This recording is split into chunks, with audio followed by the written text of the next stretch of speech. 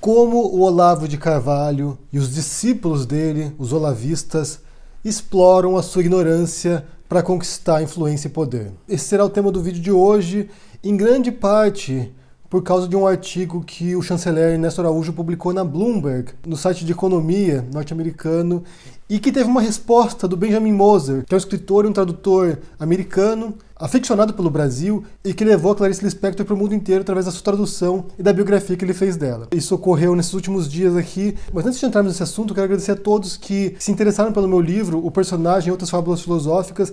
As pessoas estavam perguntando para mim quais eram os livros que eu escrevi já, e eu recomendei esse livro, que é um livro de contos, que partem de questões filosóficas, de assuntos filosóficos, de reflexões, e é como eu trabalho na minha literatura. Quando eu escrevo meus livros, geralmente eu parto de um problema filosófico, de uma questão filosófica, e os personagens têm reflexões ao longo da história. É como eu gosto de trabalhar, é como eu utilizo a filosofia na minha escrita. Graças a isso, o livro chegou em primeiro lugar na categoria Realismo Mágico e chegou a estar entre os 100 mais vendidos da loja da Amazon. Total! Então foi muito legal, muito obrigado. Quem tiver interesse, eu vou deixar embaixo aqui na descrição o link para o livro. Quem quiser ler também e se interessar, confira. E como a gente vai falar de leitura e de livros, tem tudo a ver. Porque o que acontece?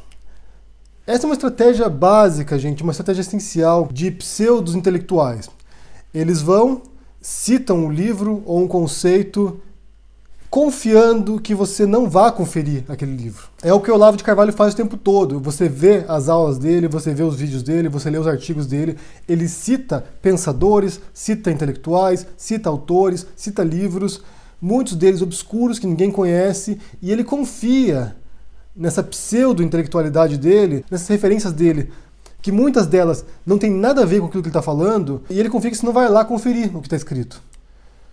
Esse é um recurso recorrente não apenas no Olavo, não apenas nos discípulos dele, mas em muita gente. Muita gente lê um único livro na vida e cita aquele livro ali, e é um livro secundário de um autor desconhecido, e ele usa como uma referência para jogar para as pessoas, para dizer que ele é intelectualizado, para dizer que ele entende daquele assunto. Como eu já disse muitas vezes por aqui, ninguém sabe de todas as coisas, de todos os assuntos com profundidade. Você pode conhecer algumas coisas superficialmente, mas no geral, se você for um especialista no assunto, você vai conhecer alguns autores particulares, alguns temas particulares, mas terá um conhecimento vago das outras coisas. Já o Olavo, ele se propõe como um intelectual que conhece tudo, todos os assuntos, ciência, física, teologia, filosofia, história, tudo, ele conhece tudo. E ele cita um monte de nomes ali, justamente confiando na ignorância das pessoas, de quem ouve o que ele diz. E foi isso que o Ernesto Araújo fez essa semana ao publicar o artigo dele na Bloomberg. Ele faz um texto lá dizendo que eles querem mudar, ele, o governo Bolsonaro, querem mudar a percepção do mundo sobre o Brasil. E isso levará a uma política externa mais agressiva, digamos assim, que vai lutar pelos direitos do Brasil ativamente e não apenas reativamente, não apenas tentando agradar todo mundo. E no meio desse artigo ele cita o filósofo Ludwig Wittgenstein, que é um autor austríaco, é um dos pais da lógica moderna. Ele cita um livro em particular, que é o Tratatus Lógico-Filosóficos, do Wittgenstein, que é um livro de difícil leitura, para quem não está habituado com a linguagem filosófica.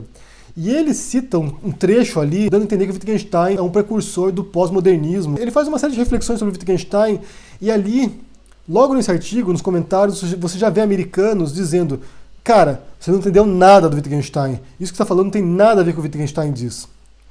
E então, ontem, o Benjamin Moser publicou uma carta aberta, que foi publicada pela Folha, questionando esse artigo do Ernesto Araújo, dizendo que ele está equivocado em muitas coisas que ele diz ali, e que o Brasil agora, graças ao governo Bolsonaro e às sandices do Ernesto Araújo, dessa turma aí que acompanha o Bolsonaro, está criando uma imagem muito negativa no mundo. Eles não apenas estão revertendo a imagem que o Brasil tem no mundo, que geralmente é positiva, como estão criando uma imagem completamente negativa. O que acontece é que o Brasil virou piada no mundo agora. Eu já fiz um vídeo sobre a repercussão do governo Bolsonaro no mundo, na imprensa internacional, e isso está acontecendo. Os outros países estão observando o Brasil assustados, estupefatos com o que está acontecendo aí.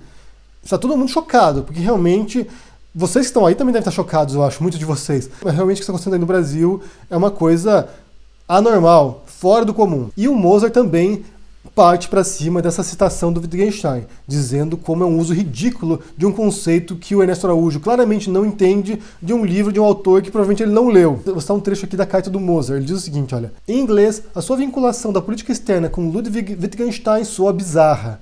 Suspeito que não seja sua intenção, que é, se estou lendo bem, de deslumbrar o leitor com frases como desconstrução pós-moderna avant la lettre do sujeito humano e negação da realidade do pensamento. Daí ele diz o seguinte: sabe aquele estudante de pós-graduação que encurrala a menina na festa falando de Derrida ou Baudrillard? Pois é. E esse artigo do Moser, ele destrói o Ernesto Araújo, ele destrói o Ernesto Araújo mesmo, assim. Não deixa nada para contar a história. Ele realmente devassa o artigo do Ernesto Araújo. E esse ponto que ele diz aqui é certeiro. É como eu disse, é um ato de pseudo-intelectualidade. Você vir aqui citar um monte de autores, Ortega Gasset, Merleau-Ponty, citar autores que não são tão lidos assim, que ninguém vai buscar referência, Malebranche, sei lá, você cita algum autor aqui para pagar de intelectual, citar Deleuze, algum autor que seja complexo, que ninguém vai entender, e assim você encerra o debate. Ah, porque o fulano, porque o Wittgenstein disse isso, então você encerra o debate. Que é o que o Olavo de Carvalho faz o tempo todo.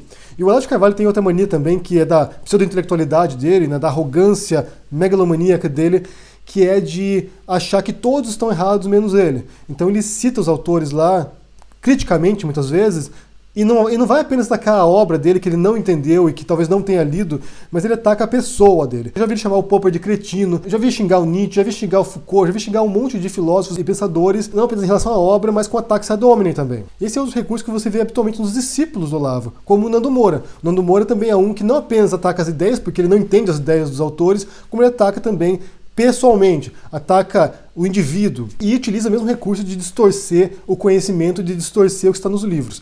Isso pode ser visto claramente, de maneira muito óbvia, quando teve a discussão entre o Nando Moura e o Leon Yanilse, do Cadê a Chave? Quando o Nando Moura cita uma porção de livros para reforçar a tese que o nazismo é de esquerda, e o Leon e a Nilce vão lá e mostram que na verdade não é isso que os livros dizem, que dizem o oposto do que o Nando Moura está defendendo. E isso é o que você percebe também no Olavo de Carvalho. O Olavo de Carvalho também cita autores com certas ideias, com certos conceitos, e quando você vai conferir aquilo ali, você percebe que aquilo ali diz o oposto do que o Olavo de Carvalho está defendendo. E é o mesmo caso desse artigo do Ernesto Araújo.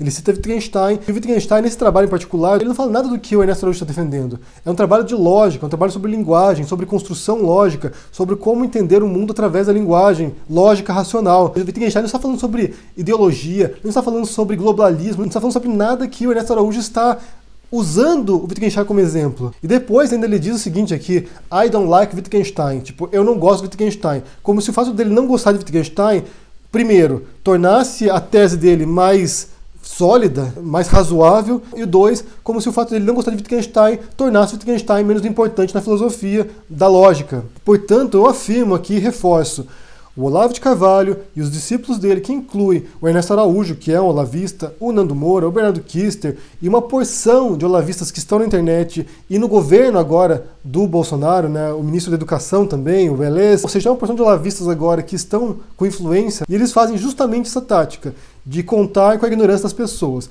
Eles jogam a informação, jogam o nome de um autor, jogam o nome de um livro, e eles contam, eles sabem que vocês não vão lá ler e conferir aquilo ali. E assim eles podem distorcer a informação, distorcer os fatos, distorcer os conceitos, apresentar equívocos ali como se fosse uma verdade, e as pessoas compram isso cegamente.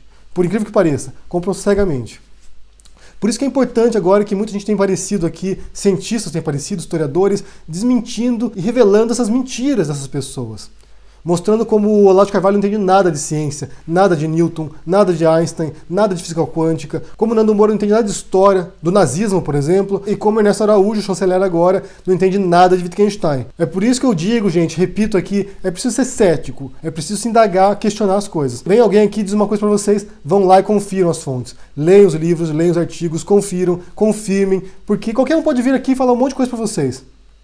Só que vocês têm que ir lá fazer o trabalho também de questionar isso e de buscar informação por conta própria também. Eu vou deixar na descrição o link para esses artigos que eu mencionei aqui, tanto do Ernesto Araújo, que está na Bloomberg, quanto do Benjamin Moser na Folha. Eu vou deixar também o link para o meu livro aqui, O Personagem e Outras Fábulas Filosóficas, caso vocês queiram ler e conferir. Então, um grande abraço para vocês. Deixe no comentário aqui embaixo o que vocês pensam, deixa o joinha, assina o canal, a gente se vê por aí. Tchau!